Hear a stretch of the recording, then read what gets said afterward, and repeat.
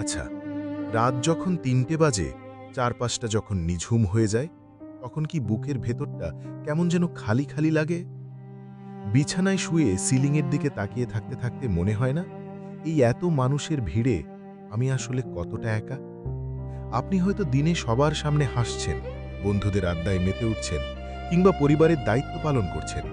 কিন্তু দিন শেষে যখন নিজের মুখোমুখি দাঁড়ান, তখন কি এক তীব্র শূন্যতা আপনাকে গিলে খেতে আসে না?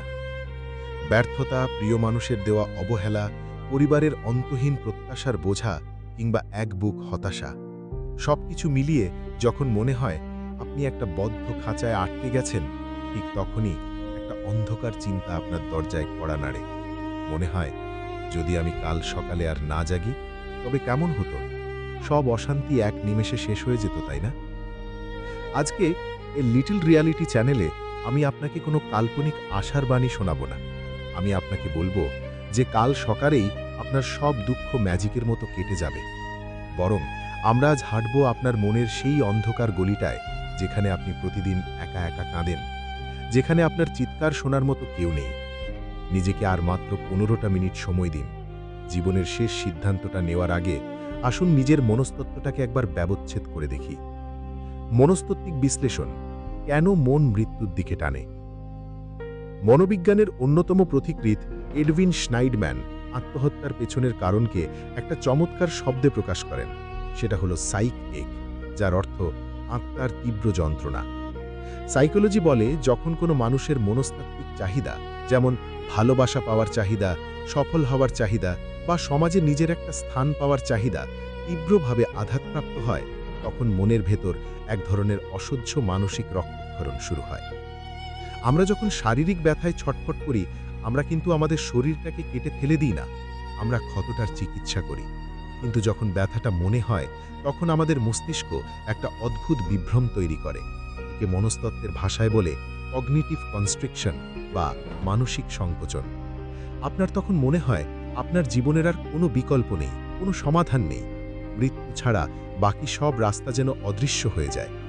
কিন্তু একটু ভেবে দেখুন, আপনি কি আসলেই মরতে চান, নাকি আপনার ভেতরের সেই চূর্ণ বিচূর্ণ হয়ে যাওয়া পরিস্থিতিটাকে মারতে চান?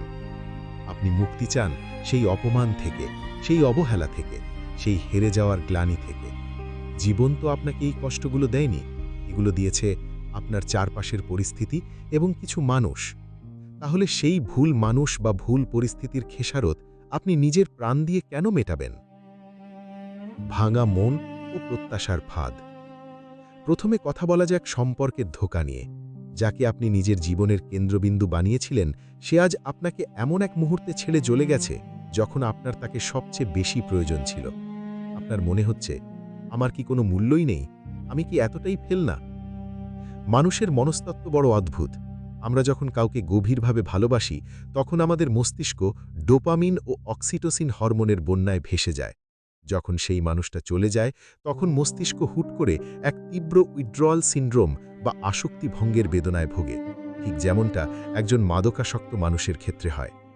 আপনার এই কষ্টটা মনস্তাত্ত্বিকভাবে একটা রোগ বা আসক্তির মতো। কারো চলে যাওয়া মানে এই নয় যে আপনি অযোগ্য। এর অর্থ কেবল এটাই যে সেই মানুষটার আপনার ভেতরের গভীরতাকে পরিমাপ করার মতো যোগ্যতা ছিল না। আপনি যার কাছে আজ সস্তা হয়ে গেছেন, হয়তো অন্য কারো কাছে আপনি একটা অমূল্য রত্ন। যে আপনার জীবন থেকে চলে গেছে, তার অধ্যায় সেখানেই শেষ। ডায়েরির একটা পাতা ছিঁড়ে গেলে কি পুরো ডায়েরিটাই পুড়িয়ে ফেলতে হয়? এবার আসুন সফলতার গ্লানি আর পরিবারের চাপে। মধ্যবিত্ত বা সাধারণ পরিবারের সন্তানদের একটা বড় সমস্যা হলো, তাদের নিজেদের স্বপ্নের চেয়ে পরিবারের স্বপ্নের বোঝাটা বেশি বইতে হয়। একটা বয়সের পর যখন চাকরি মেলে না, কেরিয়ার দাঁড়ায় না, তখন চারপাশের মানুষের চাবুকের মতো কথাগুলো বিষের মতো লাগে। কিন্তু সমাজ বা পরিবার আপনাকে যেভাবে মূল্যায়ন করছে, সেটাই কি আপনার শেষ পরিচয়? আলবার্ট কামু নামের এক বিখ্যাত দার্শনিক বলেছিলেন, জীবনের কোনো অর্থ নেই, আর এটাই মানুষকে সবচেয়ে বেশি স্বাধীনতা দেয় নিজের মতো করে অর্থ তৈরি করার। আপনার সফলতা কোনো পরীক্ষার খাতায় বা ব্যাংকের ব্যালেন্সে লেখা নেই। আপনি যে প্রতিদিন নিজের ভেতরের এই তীব্র অবসাদের সাথে লড়াই করে সকালে চোখ মেলছেন, এটাই কি আপনার সবচেয়ে বড় বীরত্ব নয়? শূন্যতা ও অস্তিত্বের লড়াই। মনস্তত্ত্বিকরা বলেন, মানুষের সবচেয়ে বড় ভয় হল শূন্যতা বা অবহেলা। যখন কেউ আপনাকে বোঝে না তখন নিজেকে পৃথিবীর সবচেয়ে একা জীব মনে হয়। কিন্তু এই একাকিত্বই কি আপনার শেষ পরিণতি? আসলে আমরা আমাদের সুখের চাবিটা অন্যের হাতে দিয়ে রাখি। সমাজ বলবে আপনি সফল, তবেই আপনি হাসবেন। কাছের মানুষ বলবে সে আপনাকে ভালোবাসে, তবেই আপনি নিজেকে মূল্যবান ভাববেন। কেন? আপনার নিজের কি কোনো অস্তিত্ব নেই? যখন কেউ আত্মহত্যা করতে যায় সে আসলে তার জীবনের সমস্ত নিয়ন্ত্রণ হারিয়ে ফেলে। কিন্তু মনস্তাত্ত্বিকভাবে ঘুরে দাঁড়ানোর প্রথম ধাপ হল নিয়ন্ত্রণ নিজের হাতে ফিরিয়ে নেওয়া। আজ এই মুহূর্তে নিজেকে একটা প্রশ্ন করুন, আপনার জীবন প্রদীপ নিভে গেলে কার কি ক্ষতি হবে? যে মানুষটা ধোঁকা দিয়েছে সে হয়তো দুদিন পর অন্য কারো হাত ধরে হাসবে। যে সমাজ আজ খোঁটা দিচ্ছে তারা বড়জোর দুদিন আফসোস করবে, তারপর আবার নিজেদের কাজে ব্যস্ত হয়ে পড়বে। মাঝখান থেকে হারিয়ে যাবেন আপনি, আর চিরকালের জন্য এক অন্ধকারের নরকে ডুবে যাবে আপনার সেই জন্মদাত্রী মা, যে আপনাকে 10 মাস গর্ভে ধারণ করেছিলেন। নিজের কষ্টের গভীরতাকে সম্মান করতে শিখুন। কাঁদতে ইচ্ছে করলে ডুকরে কাঁদুন, বালিশ ভেজান, চিৎকার করুন। কান্নার মাঝে কোনো লজ্জা নেই, কিন্তু কান্না শেষ হলে চুকটা মুছে আয়নার সামনে দাঁড়ান। নিজেকে বলুন, আমার গল্পটা আমি এভাবে শেষ হতে দেব না। মনস্তাত্ত্বিক রূপান্তর, ছাই থেকে ফিনিক্স। জাপানি সংস্কৃতিতে একটা চমৎকার শিল্প আছে যার নাম কিন্তসুগি। যখন কোনো মাটির পাত্র ভেঙে যায় জাপানিরা সেটা ফেলে দেয় না, তারা খাঁটি সোনা গলিয়ে সেই ফাটলগুলোকে জুড়ে দেয়। এর ফলে পাত্রটি আগের থেকেও 1000 গুণ বেশি সুন্দর আর মূল্যবান হয়ে ওঠে।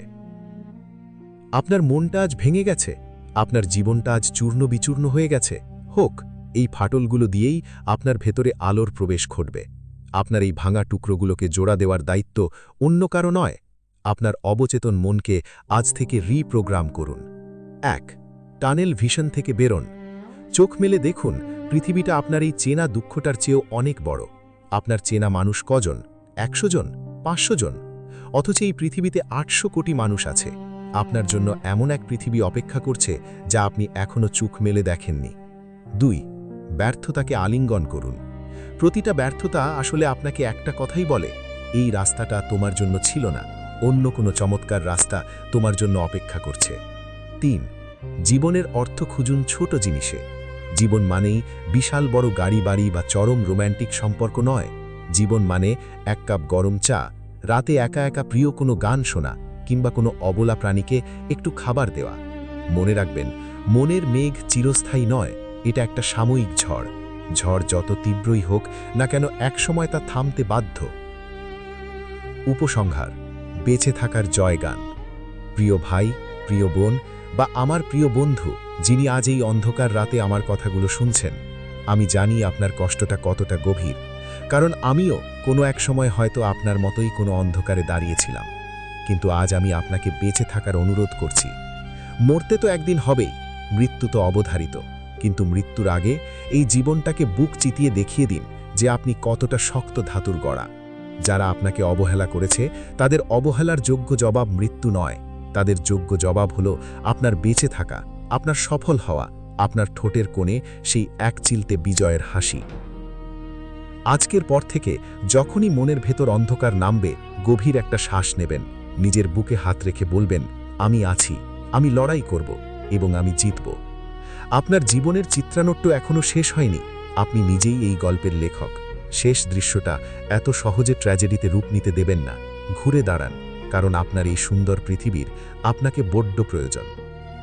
এ লিটল রিয়ালিটি চ্যানেলটি সবসময় আপনার এই নীরব আত্মিক লড়াইয়ের পাশে এক বিশ্বস্ত বন্ধুর মতো দাঁড়িয়ে থাকবে। আজকের এই দীর্ঘ ও গভীর মনস্তাত্ত্বিক আলাপটি যদি আপনার অন্তরের কোনো বদ্ধ দুয়ার খুলে দিয়ে থাকে, যদি আপনার ভেতরের সেই দুর্বল মানুষটাকে বিদায় জানিয়ে একজন শক্তিশালী মানুষে রূপান্তর করতে সাহায্য করে থাকে, তবেই আমাদের এই দীর্ঘ প্রচেষ্টা সার্থক। চ্যানেলটি সাবস্ক্রাইব করে আমাদের এই দীর্ঘ চিন্তাশীল পরিবারের একজন স্থায়ী সদস্য হয়ে যান। আপনার একটি মন্তব্য আমাদের পরবর্তী সৃষ্টির অনুপ্রেরণা। নিজের যত্ন নিন, নিজের আত্মাকে ভালোবাসুন, ভালো থাকুন, শান্ত থাকুন। খোদা হাফেজ।